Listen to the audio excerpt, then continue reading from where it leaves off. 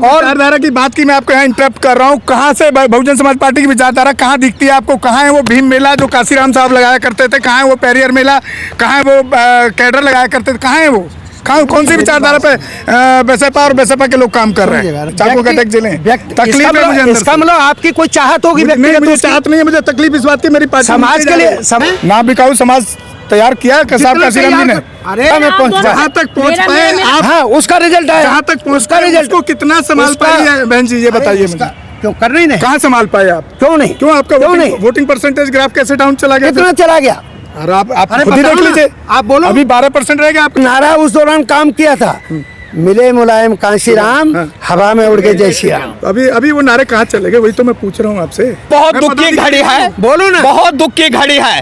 आज तक हमारी बहन कुमारी मायावती जी किसी दलित के बेटे से मिली हो, मेरा 1 करोड़ का चैलेंज है। वो कह रहे मोदी जी जो बोलते हैं मायावती वही करती है। सुनिए, हाँ मायावती जो है, जो मोदी जी कहते हैं मायावती वही कहते हैं। मोदी जी की नीयत खराब हो गई। अरे मैंने गद्दारी कर दी, ये बेवकूफ लोग हैं। नमस्कार साथियों, मैं काव्या बोध और आप देखना शुरू कर चुके हैं हमारा बहुजन मीडिया। इस वक्त मैं दिल्ली के अंबेडकर भवन में हूं और हमारे साथ बीएसपी के जो सुरेश चंद्रा जी हैं, साथ में गौतम रत्ना जी है बहुजन दस्तक से, और इनसे आज पूछेंगे कि जो बीएसपी की जो मतलब बीएसपी जिस राह पर चल रही थी आज उस रास्ते से क्यों भटक गई है, और आखिर ऐसा क्या कारण था कि परिवारवाद जैसे कांग्रेस ने किया वैसे ही बीएसपी ने किया। देखिएगा, जहाँ तक परिवारवाद की बात है, परिवारवाद में आप एक बात पर जिक्र करना चाह रहे होंगे कि भाई आकाश आनंद जी को उन्होंने अपना उत्तराधिकारी डिक्लेयर कर दिया, माने बहन जी ने। मेरी बात सुनिए, बड़ी अजीबोगरीब बात है हमारे लोगों की सोचने की, समझने की, मीडिया वालों की भी। मैं एबीपी गंगा पे इस बात को क्लियर कर आया हूँ कि भाई आकाश आनंद का एक मानवीय अधिकार है, आकाश जी का एक मानवीय अधिकार है कि वो भी राजनीति कर सकें। वो तो धन्यवाद के पात्र हैं कि कम से कम उनको कांशीराम साहब की आइडियोलॉजी, बाबा साहब के सिद्धांत, कांशीराम साहब की टेक्नोलॉजी, हाँ रोकें कहा कि उनका अधिकार है कि जो हम आकाश आनंद जी वो भी राजनीति कर सकें। लेकिन राजनीति वो 4 साल से कर रहे थे, फिर भी एक वोट नहीं लेके आ पाए अभी तक। वोट पाना एक अलग बात है, वोट पाना एक अलग बात है, और विचारधारा एक अलग बात है। विचारधारा के तहत जितना इम्प्रेस्ड होगा आदमी, वैसे वैसे हमको समर्थन मिलेगा। सर आप विचारधारा की बात की मैं आपको यहाँ इंटरप्ट कर रहा हूँ। कहाँ से बहुजन समाज पार्टी की विचारधारा कहाँ दिखती है आपको? कहाँ है वो भीम मेला जो काशीराम साहब लगाया करते थे? कहाँ है वो पेरियर मेला? कहाँ है वो कैडर लगाया करते थे? कहाँ है वो? कौन सी विचारधारा पे बसपा और बसपा के लोग काम कर रहे हैं? रत्ना जी सुनिएगा, धैर्यपूर्वक बात होनी चाहिए, और मैं वो आदमी हूँ रत्ना जी। सर मैंने 40 साल बिताए, लाखों रुपए पार्टी को मेहनत की है मैंने, चाकू का टैग जिले तकलीफ है मुझे अंदर। इसका मतलब आपकी कोई चाहत होगी? मुझे चाहत नहीं है, मुझे तकलीफ इस बात की मेरी पार्टी समाज के लिए लाखों रुपए खर्च नहीं किया। समाज के लिए हमने पार्टी और बसपा के लिए लाखों रुपए खर्च नहीं किया। इंडिविजुअल कुछ चाहत होगी? नहीं इंडिविजुअल नहीं सर, मेरी बात सुनिए सर, इंडिविजुअल नहीं। रत्ना जी मेरी बात सुनिएगा। मैं यूपी से हूँ पैदा, और यहाँ पंजाब नेशनल बैंक का एज ए मैनेजर रिटायर हुआ हूँ, और जिस दौरान मैं आया था दिल्ली में, मैं केवल प्राइमरी का मास्टर था। मेरी साहब से मुलाकात नहीं हुई। मेरी साहब से मुलाकात जून 1985 में हुई, उसके बाद हमने तो लौट करके नहीं देखा। और मानवर कांशीराम साहब से जब 2 अक्टूबर 91 को खुली बात 12 नंबर पर हो रही होती, 12 नंबर का भी संभव है याद हो ना भी हो आपको, अगर पार्टी का काम किया है। जब 19 कभी, अरे सर मैं बोल रहा हूँ, अक्टूबर 1989 में जब चुनाव हुआ लोकसभा का, वो जो जनरल इलेक्शन, उसमें जब हमारे 3 मेंबर ऑफ पार्लियामेंट आ गए, हरभजन लाखा साहब पंजाब फिलौर से, रामकृष्ण यादव आजमगढ़ से। हम पूछ रहे हैं आपसे, वो भीम मेला पेरियर मेला वो कहाँ गए? मैं उसकी बात कर रहा हूँ। ये भीम मेला बता रहे हैं कि इतने एमएलए आए, इतने एमपी आए, मैं उसकी बात ही नहीं कर रहा। मैं वही तो बात कहना चाह रहा हूँ कि 12 नंबर पर जब मुलाकात हुई, तब उन्होंने मनोहर आटे के लिए कहा कि ये महाराष्ट्र के लोग हैं, ये बाबा साहब को खा गए, ये ज्योतिबा को खा गए। मैं कह रहा हूँ मुझे काम कर लेने दो, ये मान नहीं रहे। मैंने कहा साहब कुछ लोग और हैं, उनको भी आ जाने दीजिएगा। लेकिन बोले पहले आप सुनो। तो जो आपने कहा वो एक विचारधारा का प्रदर्शन है। भीम मेला, पेरियार का वो लगाए हैं हमने सिंपोजियम, आपने भी लगाए ना, एक्सेप्ट कर रहे हैं। ठीक है, अरे बाबा लगाए हैं ना। लेकिन जब हम राजनीति में भी पार्टिसिपेट करने लगे और राजनीति में जब हमारा जो लक्ष्य था, जो बाबा साहेब का लक्ष्य था, शासन सत्ता मास्टर चाबी, उसको हासिल करने के लिए तभी मैंने अभी मन से भी बोला था कि मान्यवर कांशीराम साहब, जिन्हें मैं मॉडर्न अम्बेडकर कहता हूँ, बाबा साहेब से एक कदम और आगे बढ़ गए थे, क्योंकि बाबा साहेब जो करना चाहते थे मौत उनको ले गई हमारे बीच से, इसलिए नहीं कर पाए। मान्यवर कांशीराम साहब ने वो काम कर दिखाया, हमको सत्ता में ले गए, सत्ता तक पहुंचा दिया। जैसे ही सत्ता तक हम पहुंचे तो हमारा जो सिंपोजियम का काम था और दूसरे और जो काम थे, जो विचारधारा के काम थे, वो भी चलते रहे नीचे नीचे। सर, मैं उनमें से साक्षी हूँ। मेरा एक सवाल यहाँ उठकर आता है बोल। कि जो मान्यवर काशीराम जी थे, वो बाबा साहब की बुकों को पढ़कर, उनके विचारधाराओं को पढ़कर मिशन को आगे बढ़ाने के लिए घर से अकेले निकले थे, और यहाँ तो समाज अपने पीछे संगठन बना के चल रहा है। इतने हजारों लोग हैं, करोड़ों की तादाद में लोग हैं, फिर भी वो संगठन क्यों नहीं चल पा रहा? हाँ, मैं आपको याद दिलाना चाह रहा हूँ, मान्यवर कांशीराम साहब ने ये भी कहा है कि न बिकाऊ समाज जब तक तैयार नहीं होगा तब तक यही हालत होगी। 122-23 मेंबर ऑफ पार्लियामेंट हर बार चुनाव जीत करके जाते हैं, और वो सारा का सारा रिजल्ट जो दोहरी वोट के अधिकार की बात थी, डबल वोट के राइट की बात थी, 1932 से 34 तक जो पूना पैक्ट का कलेश था, लेकिन वो बात नहीं मानी गई। तो जो बात वो उस दौरान नहीं मानी गई और बाबा साहब ने दुखी होकर के वो समझौता कर लिया, उसको मान्यवर कांशीराम साहब ने इधर फॉर्मूला ड्राइव किया अपने बलबूते पर, किसी और के बलबूते पर नहीं। तो जो 122-23 मेंबर ऑफ पार्लियामेंट जाते हैं तो वो बिकने वाले लोग हैं, इसलिए भला नहीं हो पाता है। उनकी झलक अभी समाज में से समाप्त नहीं हुई है।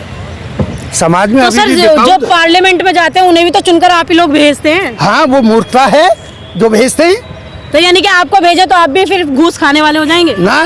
बिल्कुल नहीं होंगे। उसका कारण है ना, क्योंकि जो सुनिएगा, जो ब्राह्मणिकल सिस्टम के राजनीतिक दल हैं, जो ब्राह्मणिकल सिस्टम के राजनीतिक दल हैं, उनसे जो लोग गए, अगर टाइम दे तो मैं एक एग्जांपल कोट कर देता हूँ, सुनिएगा। मान लीजिए मैं उत्तम नगर के किसी जे क्लस्टर का माना जाना आदमी हूँ, वहाँ का जो पंडित जी है मेरे पे निगाह है, आओ भाई आओ, नेताजी से मिलाते हैं। और उस दौरान की जो नेता थी इंदिरा जी, उनके पास ले गया, मुलाकात करा दी, ठीक है, लौट आए। उसके बाद जब चुनाव आया, चुनाव में उन्होंने कहा चल भाई तुझे चलते हैं नेताजी से मिलाते हैं। इंदिरा जी के सामने कहा तो बोले कि मैडम ये बहुत बढ़िया आदमी है, समाज में बहुत पकड़ है, इसको अगर हमने टिकट दे दिया तो ये जीत करके आ जाएगा। इंदिरा जी ने हमको टिकट दे दिया। पहले तो हमने कहा हे माई बाप, कहाँ चुनाव, कैसा चुनाव, भाई 12 साल तक पूछ नलकी में रख के टेढ़ी की टेढ़ी निकली। मैं बोल रहा हूँ कि तू चुनाव लड़, तो नहीं सुन रहा है, ठीक है। अब जब दोबारा उनसे मुलाकात हुई तो मैंने कहा चुनाव तो बड़ा टिपिकल काम है, तो उन्होंने पार्टी ट्रेजरर बुलाया, ये सीधा नहीं बोल रहा है, इसको 20 लाख रुपये दो। दैट टाइम 20 लाख रुपये बहुत होता है। हमने कहा 20 लाख रुपये मिला, बाहर में गया चुनाव, पहले बनाएंगे मकान, 5-7 लाख में मकान बनाया, 12-13 लाख रुपए में चुनाव लड़ा। चूँकि एक नंबर का राजनीतिक दल कांग्रेस, हम चुनाव जीत गए। जैसे जीत गए और वहाँ वही पुरोहित फिर हमको ले जाता है इंदिरा जी के पास, हाँ भाई जीता है, जी जीता है। सर, आप पार्टी पे बात करिए, आप वही तो एग्जांपल वही तो है, क्यों जा रहे हैं? वही तो है, मैं वही तो है। हमारे नेताओं का, रत्ना जी, हमारे नेताओं का व्यवहार वही। हम आपसे पूछना चाहते हैं कि जो ना बिकाऊ समाज की आप बात कर रहे हैं, वो साहब ने जो तैयार किया ना, ना बिकाऊ समाज तैयार किया साहब काशीराम जी ने। अरे बाबूजी 6743 जातियों में, अरे सुन तो लो रत्ना जी, 6743 जातियों में से केवल 500-600 जातियों तक हम पहुंच पाए। मान्यवर कांशीराम साहब तैयार नहीं हुआ, केवल पहुंच पाए, तब आप लोग सत्ता में पहुंच पाए। जहाँ तक पहुंच पाए आप, हाँ, उसका रिजल्ट आया। जहाँ तक पहुंच का रिजल्ट को कितना संभाल पाए बहन जी, ये बताइए मुझे। क्यों कर रही नहीं, कहाँ संभाल पाए आप? क्यों नहीं, क्यों आपका वोटिंग परसेंटेज ग्राफ कैसे डाउन चला गया? कितना चला गया? और आप खुद ही देख लीजिए, आप बोलो। अभी 12% रह गया आपका यूपी तो में। क्या हुआ? इसी इलेक्शन तो में। क्या हुआ? तो फिर अब तो अरे उसको नहीं भाई, संभालता है। चलिए चलिए चलिए, मेरा एक सवाल है, आप काशीराम साहब ने बनाया, आप उसको नहीं संभाल पाए। सर मेरा एक ये सवाल, कड़वा सच है। सर मेरा आपके एक टाइम सेकंड, में इतना सर परसेंटेज नहीं था। सर मेरा आपके पास अगर आंकड़े हैं तो बात करिएगा। सीएम कब बनी थी तब साहब जिंदा नहीं थे? साहब जी जिंदा CM बनी थे। तब साहब जिंदा नहीं वोट थे। परसेंटेज इतना नहीं था। आपको जानकारी होगी कि जब 1993 में मुलायम सिंह जी को चीफ मिनिस्टर बनाया तब हमारा वोट परसेंटेज क्या था, लेकिन एक नारा उस दौरान काम किया था, मिले मुलायम कांशीराम हवा में उड़ के जय श्री राम। तो अभी वो नारे कहाँ चले गए, वही तो मैं पूछ रहा हूँ आपसे। देखिएगा, वो कांशीराम साहब या माननीय बहन जी का नारा नहीं था, मेरे जैसे कार्यकर्ताओं का नारा था।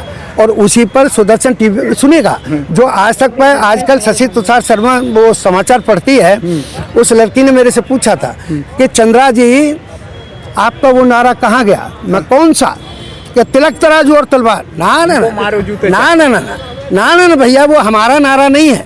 कि तो फिर कहाँ से आ गया? अरे तुम मीडिया वाले लोग मुँह में जा करके किसके मुंह पे माइक रख करके क्या कहलवा दो। ना ना ना, हमारा नहीं था। नहीं तो मेरा चैलेंज है, उस मंच का नाम बताएं, वो डेट बताएं, वो स्थान बताएं जहां पर माननीय कांशीराम साहब को ये नारा लगाते हुए सुना हो और देखा हो, माननीय बहन जी को देखा हो, सुना हो। और हो सकता है इनसे आज टेलीफोन पर तो इनसे बातचीत हुई है, तो इस तरह करके मैंने वो सिद्ध कर दिया। फिर मेरे से एक बार चर्चा हुई सहारा समाचार पर, बोले उस पर गूगल पे देखो।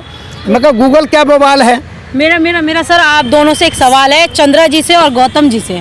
आप दोनों वही शख्स हैं जो मान्यवर काशीराम जी के साथ काम कर चुके हैं। इन्होंने छोड़ दिया, मैंने नहीं छोड़ा। मैं वही बोल रही हूँ सर, आपने छोड़ा छोड़े नहीं, हुए इन्होंने आदमी के छोड़ पास दिया। कोई ज्ञान नहीं लेकिन होता। आप दोनों के पास मान्यवर काशीराम जी का ज्ञान है, फिर भी आप अपने समाज में लड़ाई नहीं लड़ अरे जो पाए। क्लास छोड़ जाए उसके पास क्लास का क्या ज्ञान रह गया, किताबों का क्या ज्ञान वो रह गया? आज भी जो पढ़ना लिखना छोड़ दिया। मान्यवर काशीराम जी के जाने के बाद वो आज भी उनकी लड़ाई लड़ रहे हैं। मैंने ये नहीं कहा आपको छोड़ा, मैं तो जान रहा हूँ, मैं जान रहा हूँ प्रदेश सवाल कर रहा हूँ प्रदेश की प्रदेश की मेरे प्रदेश की पीछे जा रहा है। मुझे दादा दर्द है। रत्ना जी बात सुनिएगा, आप उस आदमी से बात कर रहे हो, वापस करने के लिए आप क्या कर रहे हैं, ये सवाल है। आप उस आप इस टाइम अरे रत्ना जी बात सुनिएगा, आप उस आदमी से बात कर रहे हो जो आदमी जमीन का ग्राउंड लेवल का हो। हम आपसे बात मैं ग्राउंड लेवल का वर्कर हूँ, आपके माध्यम से बताना चाहते हैं। मैंने आपको अपने किन्हीं भी कार्यक्रम में, प्रदेश की मीटिंगों में मैंने ऐसे नहीं देखा कि रत्ना जी है। अच्छा, मतलब आप जो प्रदेश की मीटिंग में आएगा वही पार्टी का आदमी है? बहन जो कह रही है, मैं कार्यकर्ता, जो बहन कह रही है, जो बहन कह रही है, जो बहन कह रही है, हमारे बीच में पवन जी हैं और इनसे हम पूछेंगे जो बहन जी के बारे में जो बहस चल रही है, इसमें आपको क्या लगता है? फर्जी कहना नहीं चाहिए भैया जी, आप लोगों को नहीं फर्जी एक्चुअली माननीय पत्रकार महोदय, माननीय पत्रकार महोदय, आपका बहुत बहुत स्वागत है। जो हमारी बहन है वो अपने से आगे किसी को बढ़ने भी नहीं देना चाहते पार्टी में। नहीं ये सर आपको रोका किसने? अरे बता रहा हूँ ना मैं आपको, मैं बोलता हूँ। यहाँ पर आज तक किसी को मिलने तक के लिए कार्यकर्ता कौन जाता है आपके पास? हमें ये फॉर्मूला केवल बसपा पे लागू नहीं होता, कार्यकर्ता जाते हैं आपके किसी भी राजनीतिक दल में जाइएगा पैरों की धूल में रखते हैं। मायावती जी भी तो वही करती है सर। ना बोलो ना, करता हूँ। आज बहुत दुख की घड़ी है, बोलो ना, बहुत दुख की घड़ी है। आज तक हमारी बहन कुमारी मायावती जी किसी दलित के बेटे से मिली हो, मेरा 1 करोड़ का चैलेंज है, मैं 1 करोड़ उसके जेब में डालूंगा। किसी दलित बेटे से मिली हो, और मेरा चैलेंज है, मेरा चैलेंज है। बहन कुमारी मायावती हमारे भारतवर्ष का जितना मुद्दा था, बहुजन समाज का खजाना था, वो अपने बेटे आनंद को दे दिए। बहन जी जहाँ जाती थी, वो कह रहे मोदी जी जो बोलते हैं मायावती वही करती है। सुनिए, हाँ मायावती जो है, जो मोदी जी कहते हैं मायावती वही कहते हैं। मोदी जी और मैं एक बात कहना चाहता हूँ, चैनल पर 1 करोड़ का इनाम है। बहन जी जहाँ जाती थी, हम लोग सिक्का पे तोलने का काम करते थे, चांदी का मुकुट देते थे, चंद्रा सर वो कह रहे हैं कि मायावती और जी वो वही करती है जो मोदी जी कहते हैं। आनंद को ये दोनों स्वार्थी लोग हैं। इन्होंने एक ढेला नहीं खर्चा बसपा के खातिर और बामशेप की खातिर, विचारधारा की खातिर, लेकिन लड़ने के लिए तैयार है। अरे ये चुनाव लड़ने के लिए आप में दम हो, 1 करोड़ आप भी जमा करिए, 1 करोड़ मैं भी जमा 1 करोड़ की मांग हो रही है। आनंद जी मास्टर साहब, आप में दम हो, 1 करोड़ आप भी जमा करिए, मैं भी जमा करूंगा। बहन जी का चैलेंज देख लेंगे, किसी दलित पे मिली हो। भैया तुम पे बेईमानी का पैसा होगा, मेरे पास बेईमानी का पैसा नहीं है। अरे आपकी नीयत पहले खराब हो गई, अरे मेरी बात सुनो। आपकी नीयत पहले खराब हो गई बहन जी। हारने से पहले आनंद जी को अपना तिजोरी का दे दिया। आप बीमार नहीं मारेंगे। बहन जी की नीयत खराब हो गई। अरे मैंने अभी गद्दारी कर दी बहन जी ने। ये बहुजन समाज में गद्दारी कर दी। हमारे बहुजन समाज का धन जो है आका वानद को क्या दिया, आका वानद को दिया। मैं मर लोगो, मैं जिंदा चोर लोगो। 1 करोड़ का इनाम है अम्बेडकर भवन में। बाबा साहब हमारे थे, 1 करोड़ का इनाम है। अम्बेडकर साहब रहते थे। ये 1 करोड़ देना है तो मायावती के ऊपर क्यों लगा रहे हो? आप अपना हम कहते हैं 1 करोड़ देंगे, हमारे बीमार बच्चे हम इलाज कराएंगे, जो बेरोजगार हैं उनको रोजगार देंगे, जो शिक्षा पढ़ाई मैं उनको पैसे 1 करोड़ में इसी अम्बेडकर भवन में खर्च करने को तैयार हूँ।